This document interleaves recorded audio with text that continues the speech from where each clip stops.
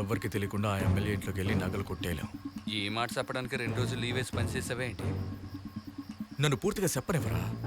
ఉదయం 9 గంటలకు ఆ ఎమ్మెల్యే పార్టీ ఆఫీస్కి వెళ్తాడు. పత్రిక ఇవ్వాలి. నేను ఎమ్మెల్యే సొంత మనిషినండి.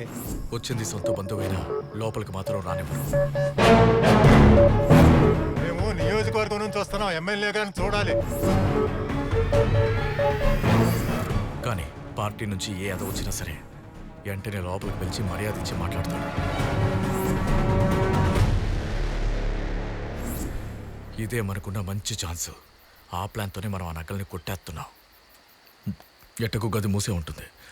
కొత్త తాళం సేవ్ చేయాలి. సెక్క ముక్క యాక్సెప్టెడ్ అవసరం అవుతాయి. అర్థమైందా?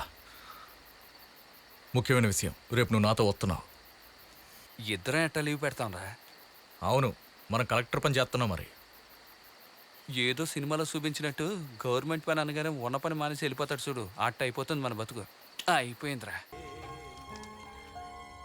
ఆ కుర్రాళ్ళిద్దరికి ఒంట్లో అసలు బాగోలేదంట. ఈ రోజు పనిలోకి రాలేదు. అందుకే మీ నాన్న కూడా పనిలోకి వెళ్లకుండా ఇంట్లో ఉన్నాడు.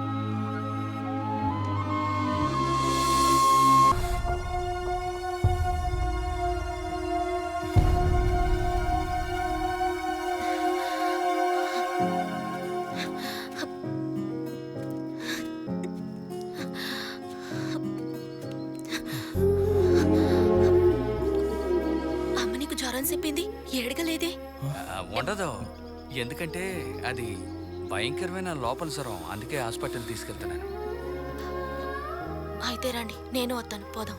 డబ్బులు అడిగాం, మీ నాన్న అక్కడికి వచ్చి ఇస్తా అన్నారు. ఆయన చూస్తే బాగుంటుంది కదా. అదే నేను నాన్నగా, నువ్వు ఇంటికెళ్ళమ్మా.